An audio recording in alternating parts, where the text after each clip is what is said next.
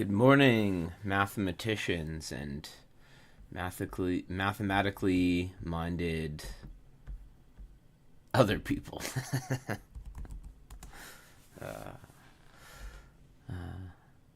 Hope you're all doing well.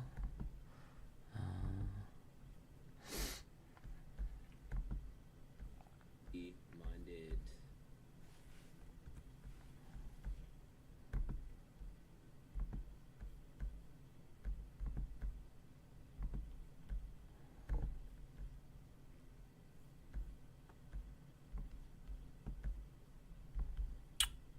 Yeah, what to talk about today? I mean, my favorite thing is viewer questions.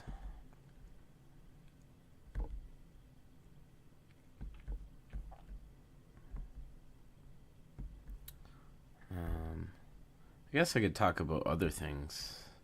I guess I could talk about the stuff I've slowly been thinking about to maybe make some videos about rings and modules. I could go back to that. But let's get this French press pressed down first.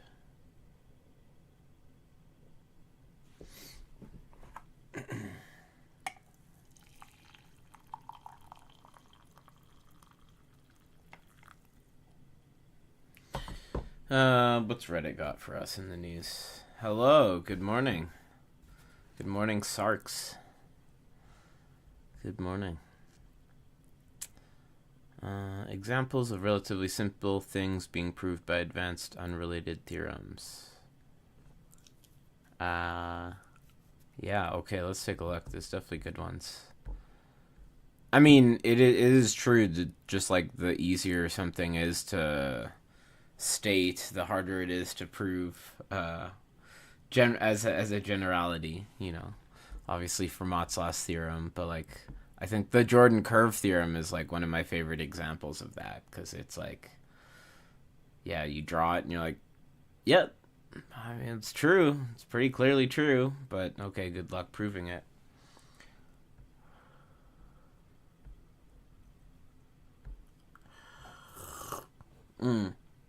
Yeah, cube root of 2 irrational using Fermat. Yeah. Oh, there's a whole overflow thread about this.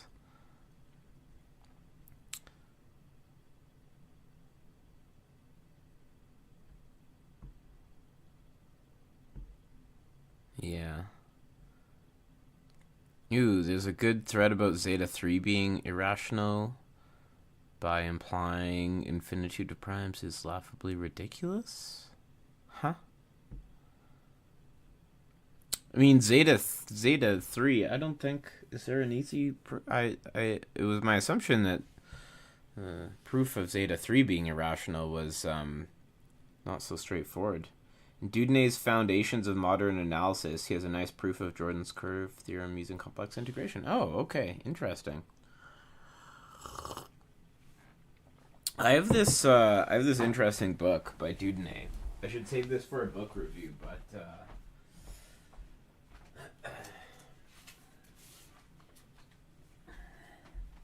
I haven't really looked too closely at it yet. But it's called A Panorama of Mathematics by Dudinay, and so we've got, I don't know, I guess I should pull up my background to see how well, I don't know, you can see the table of contents. Maybe I should just read it out loud. But so we've got a chapter on algebraic and differential topology, a chapter on differentiable manifolds, a chapter on ordinary differential equations, ergodic theory, PDEs, non-commutative harmonic analysis, automorphic forms and modular forms, analytic geometry, algebraic geometry, number theory, homological algebra, Lie groups, abstract groups, harmonic analysis, or commutative harmonic analysis, von Neumann algebras, logic, probability theory, categories, and sheaves. Just amazing. Oh, and I almost missed commutative algebra and the spectral theory of operators. incredible. There's so much, such a varied amount of topics. I mean, each of these chapters are pretty short, right? The one on logic is 4 pages long, right? So, but I guess the idea is it's an overview of a bunch of these ideas. You know, there's a little picture here of ergodic theory, and yeah, it's just a fascinating. That he had so much knowledge and interest in all of these different fields that he wrote up these little things, and there's a bunch of references in the back of each section about where to go read more. Oh, look, there's a one on K theory. I should read this thing on K theory. Yeah. And then even so at the back of a lot of these sections he has connections with the natural sciences, and the one for K theory says none yet, but yeah. Yeah, so fantastic little book. This was just a random find from professors who had retired or moved on from this world, from the university, giving their books away.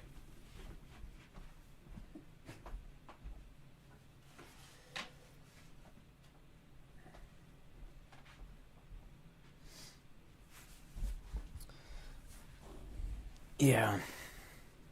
Good stuff. Good stuff. What else we got? What else we got in here? Overpowered proofs.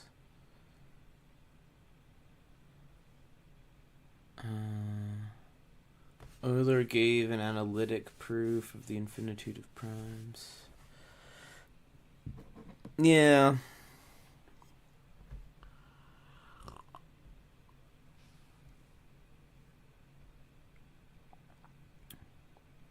Schur's theorem says if you partition the natural numbers into finitely many parts, then one part contains a solution to x plus y equals z. Okay. There's another proof, which is immediate corollary of 0, 1 finitely additive probability measures. Okay.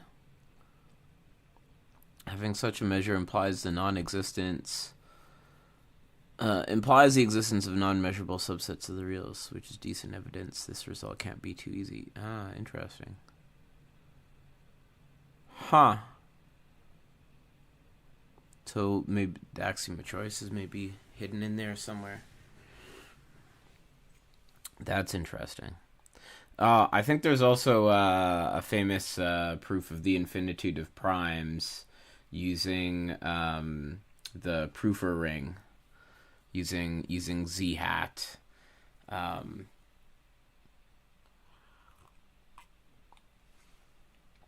My friend and colleague was part of this mentorship program I've been running last semester, and I think his plan was to take a student through that proof. I think they ended up working mostly just on topology. I don't know if they got to the end, but yeah, it's pretty fun. Yeah.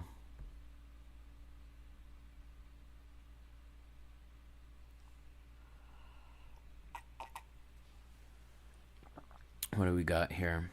Multiplicative group. Yeah, here we go. Infinitely many primes, Furstenberg's proof. Yeah. Nice. Nice.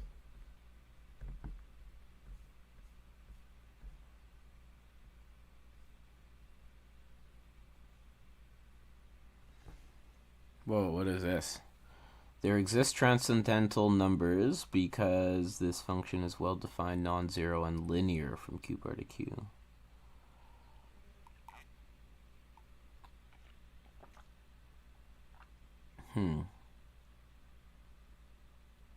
Interesting. That is overpowered. But also, I feel like, well, the existence of transcendental numbers How easy is that proof? How easy is it to prove that something's transcendental? Maybe it's not. Maybe it's not so bad. Yeah, but I feel like any of the proofs I can think of, you're using some machinery that's like not exactly trivial. Hmm.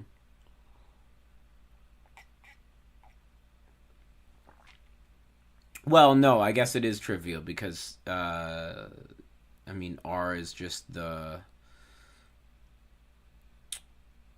Well, maybe there's something to check because I'm thinking. Okay, you take the Cauchy sequence.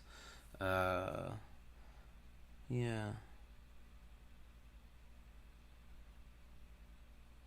very interesting.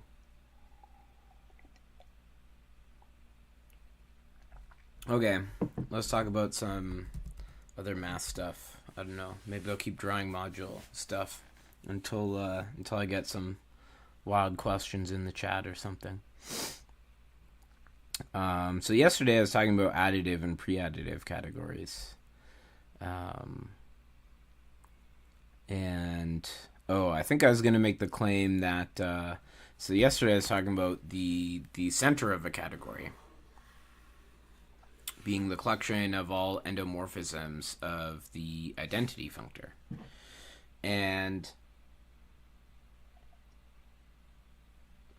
under composition, it gives you a commutative monoid. But a category, well, if it's pre-additive, then that means that it has that you have an abelian group structure on each of your Hom sets. So in particular, I could define an addition between two natural transformations of the identity functor, where I would define their addition. I can just define it in terms of, well, defining it on each map, just define it to be the sum of those two things. So in this case, if C is pre-additive, then that will actually give us a ring structure, a commutative ring.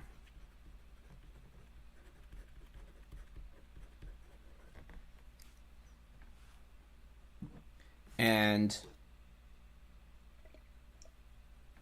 this is where we're going to make a connection with ring theory. Well, one thing I want to say is, well, how do we relate? So certainly the center of a category. This should be invariant under equivalence of categories. So how could that be? Well, suppose I have two categories C and D, which are equivalent, so they're realized by some pair of functors f and g, and let's say that I was using eta for elements of this thing. That's fine. I don't know. Let's say eta is an isomorphism of functors here, and gamma is an isomorphism of functors here. And actually, I think I only need the I think in order to get a map, I only need the isomorphism of functors on one side, but we'll see when we get into it. So, okay. I'm starting with some, I don't know, I'll call it eta. Or, no, what do I want to call it? Let me call it sigma. So I'm starting with some sigma in the center of C, and my goal is to produce something in the center of D. Right? Hi, Nicole.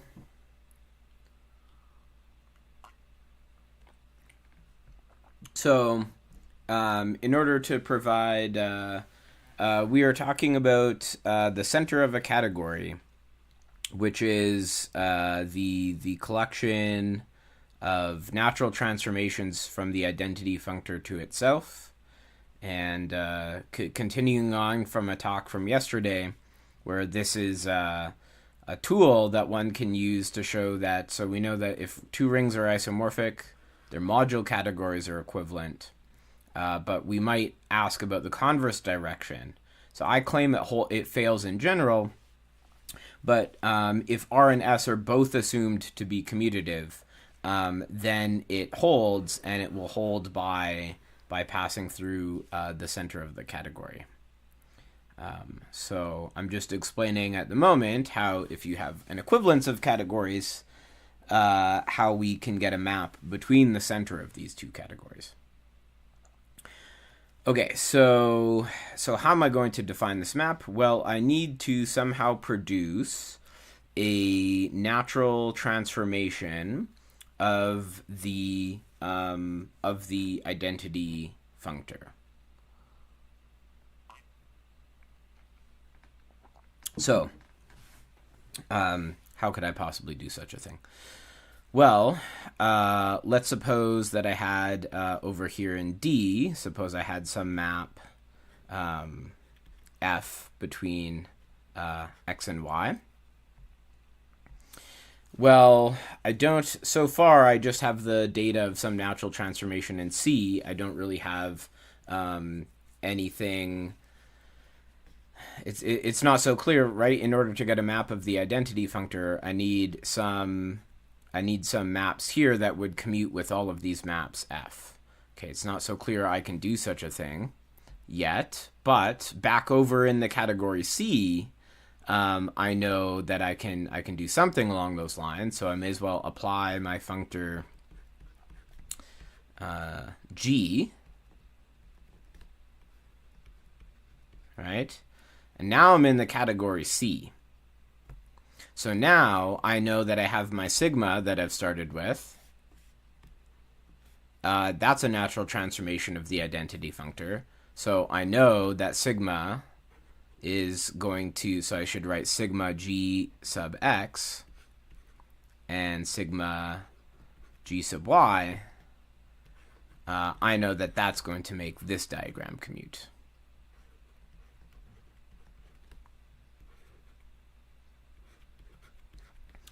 Okay, great. So now I've got some sort of commuting diagram that looks like it has something to do with the identity functor.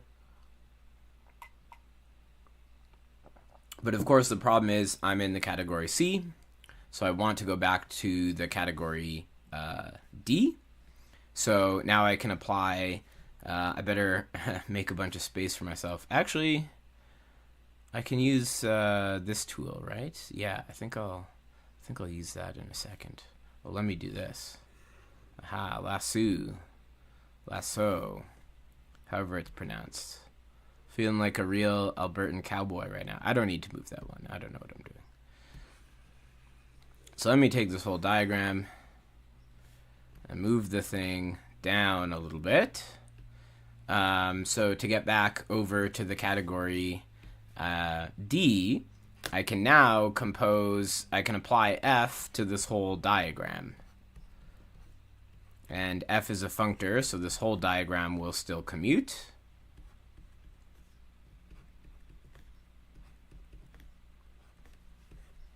Okay, great. But the problem is I originally wanted some commuting diagram between X and Y. But thankfully, since F and G are equivalences, right? I know that F composed with G, that's equivalent via eta to the identity functor. And that means that I can cook up a map here. I can just apply eta x to get a map to X, F, Y. And here it'd be eta y.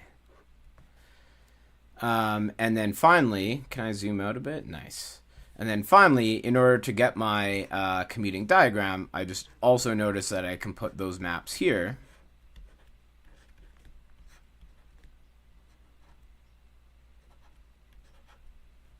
And so this is and I guess the crucial insight actually is maybe I should write these going the other way. Is that since these are isomorphisms of functors, They're in particular isomorphisms at every map. So now it's basically these sides that are going to give me my map. So I claim that this, so the map that sends sigma to, let's see here. Now we got to think. So it should be the map that sends sigma to eta inverse f of sigma sub, you plug your object in there, and eta on either end. So I claim that this defines a map from natural transformations of the identity functor of C to natural transformations of the identity functor of D.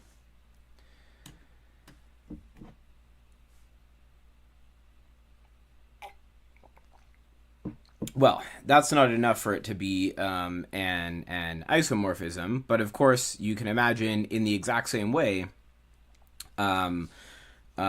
we cook up, one can cook up a map going in the other direction, just basically swapping each instance of eta with gamma and each instance of f with g. And then one just has to do some formal mathematics to show that these maps are mutually inverse to each other. Also, because they're functors, they'll, everything will preserve composition of maps, and so it will preserve the commutative monoid structure. And so, yeah, if two categories are equivalent, then their centers will be isomorphic as commutative monoids. And it turns out, actually, so there's one part, okay, I don't know. I'm planning to make a full video about this soon, but it seems like I've talked about most of it here already. But I don't know. Maybe it's worth having a separate video for. Well, one part I need to work out the details of still is so a category is pre-additive. The fancy way to say it is it's enriched in abelian groups, which is to say, so two examples are the category of abelian groups, and wait a second, is that true? No, I think that's a nonsense lie. The category of modules, so over a ring. Category of modules is pre-additive. And so if you might wonder then, well, what about in the case where we had a pre-additive category, this map between the centers have this ring structure. When is it an isomorphism of rings? Well, you need this induced map that we wrote down over here. You need this thing to be a ring homomorphism. And really the crux of it would be to have F being additive. So that means that F also preserves the additive structure on maps.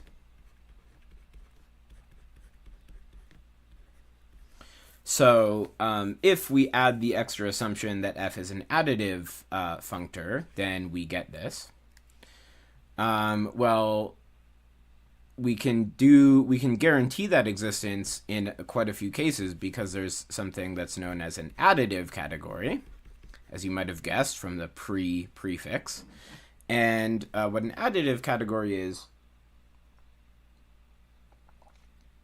it's pre-additive, as you might have supposed, but we also have all finite byproducts.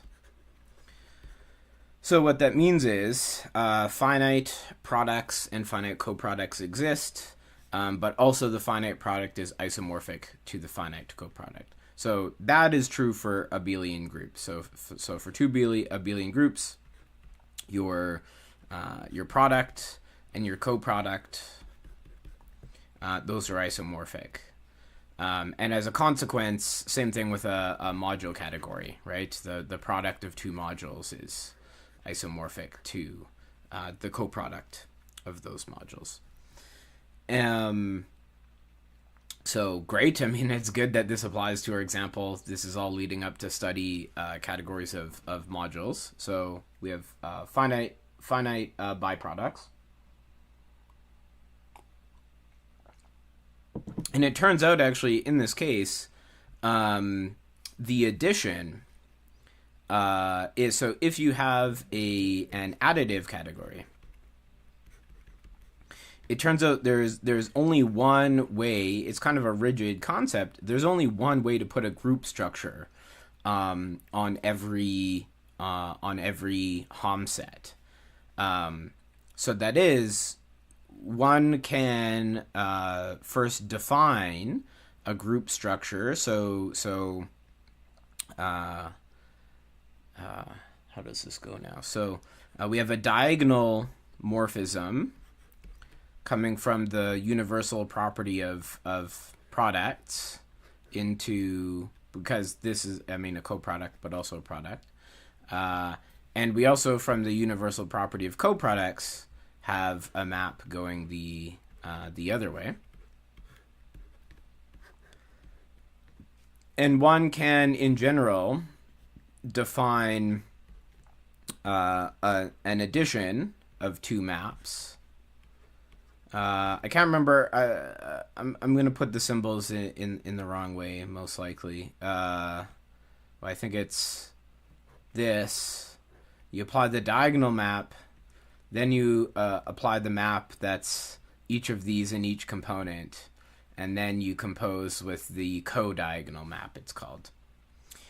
And so it turns out that this, defining your addition to be this, gives you the structure of a pre-additive category.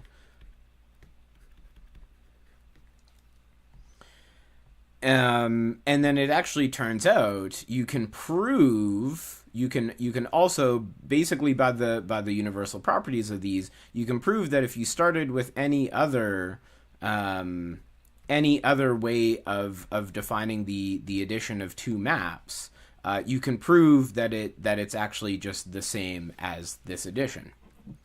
So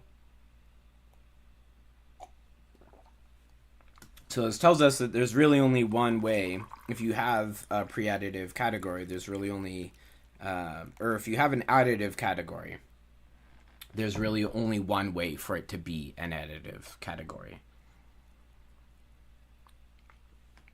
So it's the structure of its addition morphisms is completely internal to the category. So that's pretty cool.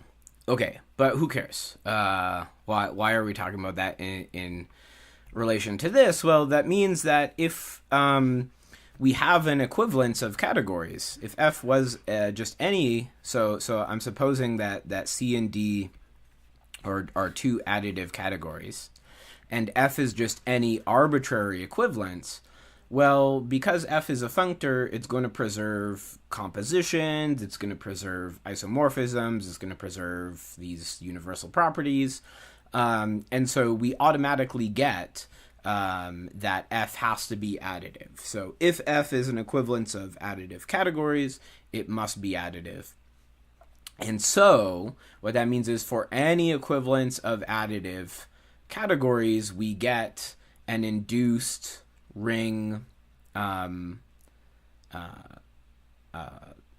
map, well, an isomorphism. If F is any equivalence of additive categories, we get an induced isomorphism between the center of those two categories.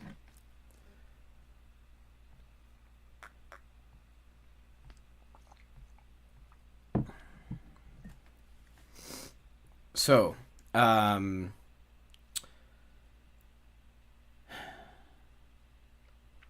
point is, our modules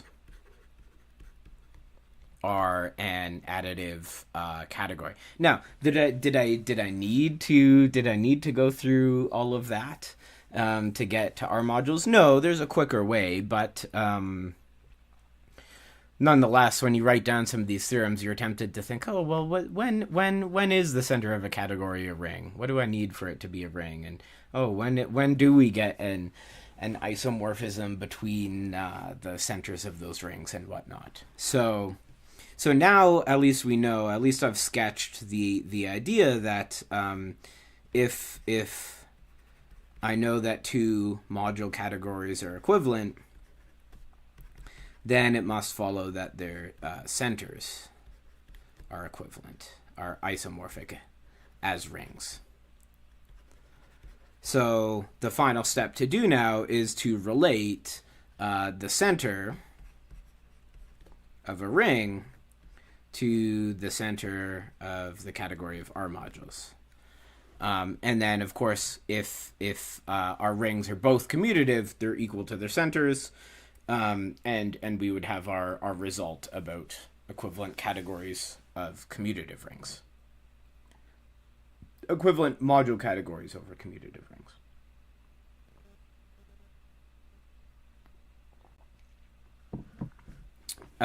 Well,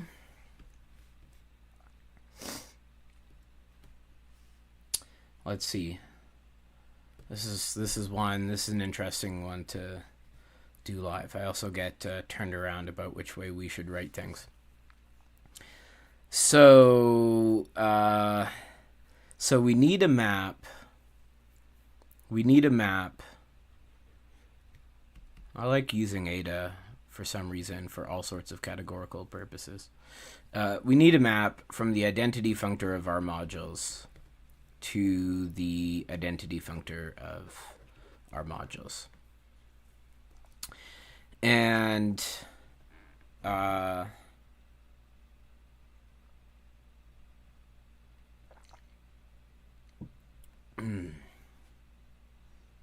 have to think about the direction that we normally do this in. Well, okay, how could I get a map one way? I think maybe it's easier to go in this direction, to go from the center to maps, to go from the center of our ring to the center of the category. So what do I need? I need for every R module M, I need to produce a map A to M that, well, let me write the full diagram. For any morphism, oh, good morning, Edit Smith. For any morphism from any two modules M to M, I need to produce a map A to M. Maps A to M and A to N, somehow determined by my element of the center of my ring.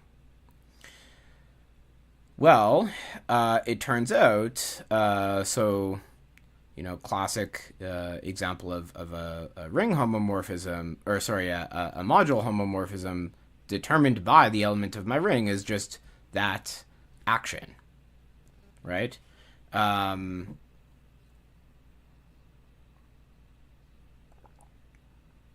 That always determines a module homomorphism, right? It's just the multiplication by Z homomorphism from a module to itself. And so the question is that going to be equivalent? Does this actually make the diagram commute in every case? Does this give us a natural transformation of the identity functor? Well, let's see. So if I go one way around the diagram, if I applied, right, f of z dot n, well, f is assumed to be a module homomorphism, so that is z dot f of n, and sure enough, that's the other way of going around the diagram. So yes, this does define a map from the center of my ring to the center of this category. And it's pretty clear to see that this is a ring homomorphism, as well, right? Like um,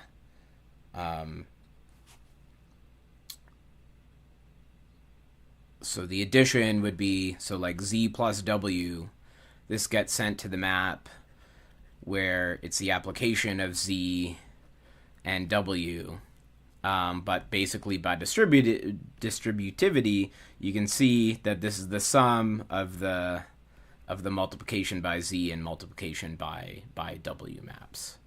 And then same thing, like z times w gets sent to multiplication by zw, but by the module axioms, this is the same as composing z and w, which is multiplication in the center of the category.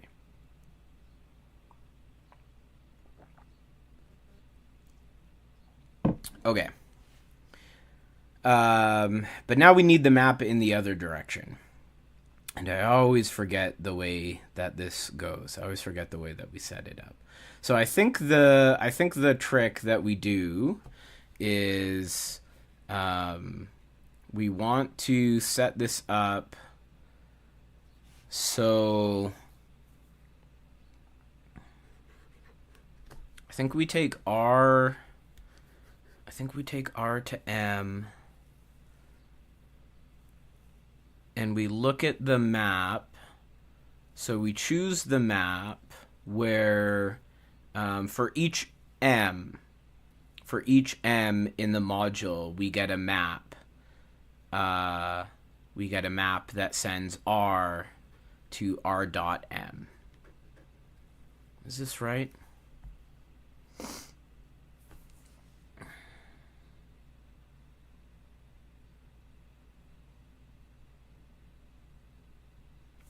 The trick is something like this.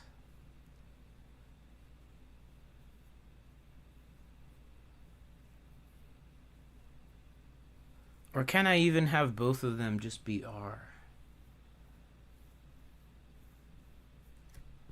But somehow I want the. I know there's some trick like this, but the thing that's confusing me is I want to be sure that the natural transformation on each level is given by this. Oh yes, it will work. Okay. So suppose I have a natural transformation of the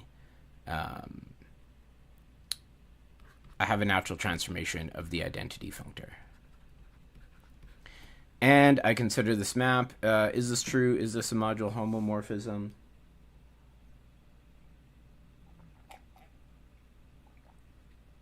Yes, of course. This is just... wait, is it of course?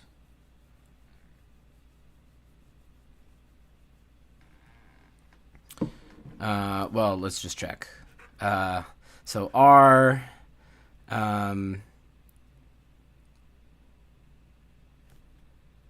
so I don't know, call this psi m.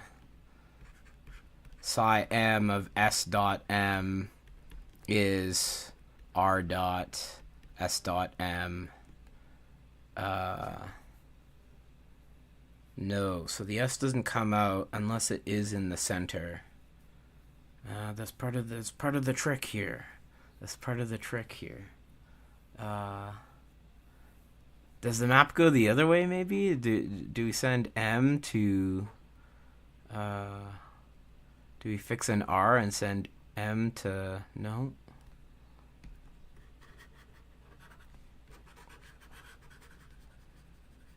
See, this is why I shouldn't do this stuff live. I'm trying to reconstruct this map from memory.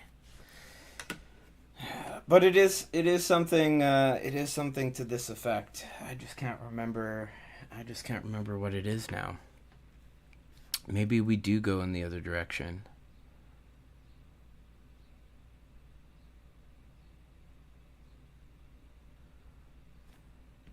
I mean, there should be a map here that's entirely determined by where you send 1, right? So if psi m sends the identity of our ring to M, then the ask that it's a module homomorphism forces psi m at R to just be R acting on psi 1m, right? So and then that definitely is a module homomorphism. So that's the map that we want to take. We're going to put, for each m, choose the map psi m. Now, what's going to go in these positions? Well, here we have to have eta r. Here we have to have eta m. And here we have to have psi m.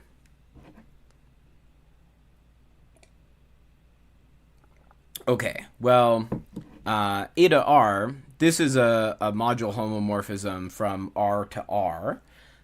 So it is going to be given by right multiplication in the ring. So those are all the endomorphisms from R to itself is just going to be given by right multiplication. So we can see this because, again, eta R, what's it going to do to R? Well, this is a module homomorphism, so it has to be R acting on eta R of the identity. And so we see it is exactly just given by right multiplication over here. Now, on the other side, so now let's take this commuting diagram, and we'll take, so we know that eta m composed with psi m r has to be equal to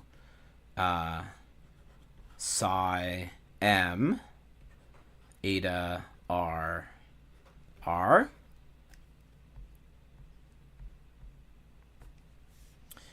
Now, psi m of r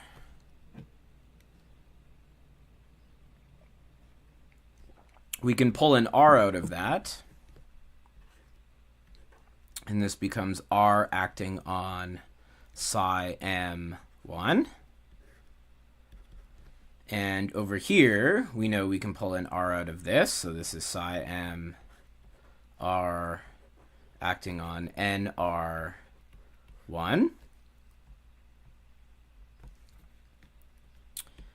And I can pull, well, I can pull this whole thing out, right? These are both ring elements. So this is R, nr1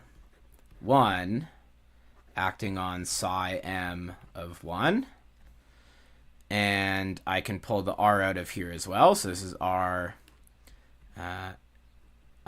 of eta m psi m 1. Aha. So psi m of 1, that's just m, right? And so if I can set, this needs to hold for all r. So if I set r equal to 1, I find that eta m applied to m is given by, well, this is also, I can replace this with m. So this is just eta 1. I should have put the dot here. Eta 1 dot m. So what's the conclusion of that? Well, eta 1m, remember this was our, like, we just chose an arbitrary endomorphism of the identity functor, right? So we chose whatever that endomorphism of the identity functor is. We've just seen that, in fact, that map has to just be given by applying eta 1r to m. So this endomorphism is just given by application of an element of our ring R, whatever eta 1r is. Okay, but now we can go back and we can see that if we act by So remember, we have right multiplication is an endomorphism of R as a left module over itself. So then we know that eta R, because it's an endomorphism of the identity functor, it had better make this diagram commute. But what does that say? Well, if I started with some arbitrary S, I right multiplied by R, and then I applied eta R, that had better equal to that had better be equal to applying eta R to S and then right multiplying by R. But now this is a ring homomorphism, so I can pull the S out in front, and I get that these two things are equal. Well, I can pull even more out in front, so I get S R eta R1 is S eta R1 R. And now this has to hold for all R and S. So by simply setting S equal to 1, I see that for all R, eta R, R times eta R1 is equal to eta R1 times R. But this is exactly what it means for eta 1R, eta R1, I should say, to be in the center of the ring. And so we're done. Well, we're mostly done. I mean, we've got most of the way through. So I just gave you the argument to show that if you start with an arbitrary endomorphism of the identity functor in the category of R modules, that map for each R module, that map has to just be given by simply taking some center of some element of the center and mapping an element to just the action of that element of the center. So, I mean, this gives us, at the very least, what I've done so far is I've given a map that goes in the other direction from the center of the category to the center of the ring. Now, of course, the other thing you want to convince yourself of is that this map is in fact a ring homomorphism.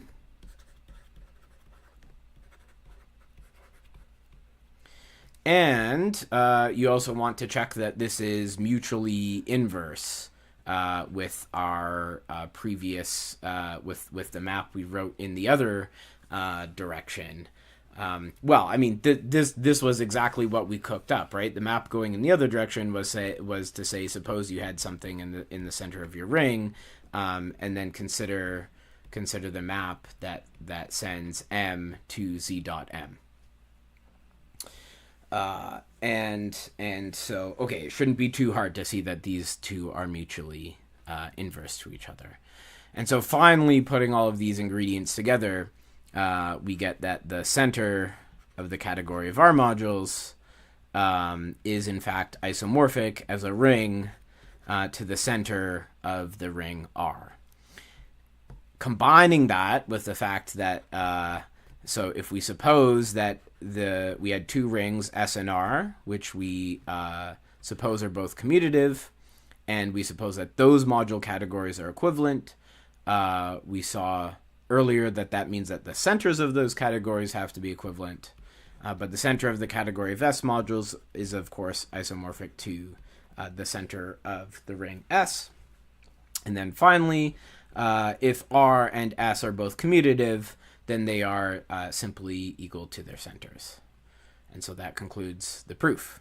So we now know that at least for commutative rings, they were entirely determined categorically by their module categories. So two rings, two commutative rings are isomorphic, where of course, I mean with identity, are isomorphic if and only if their module categories are equivalent.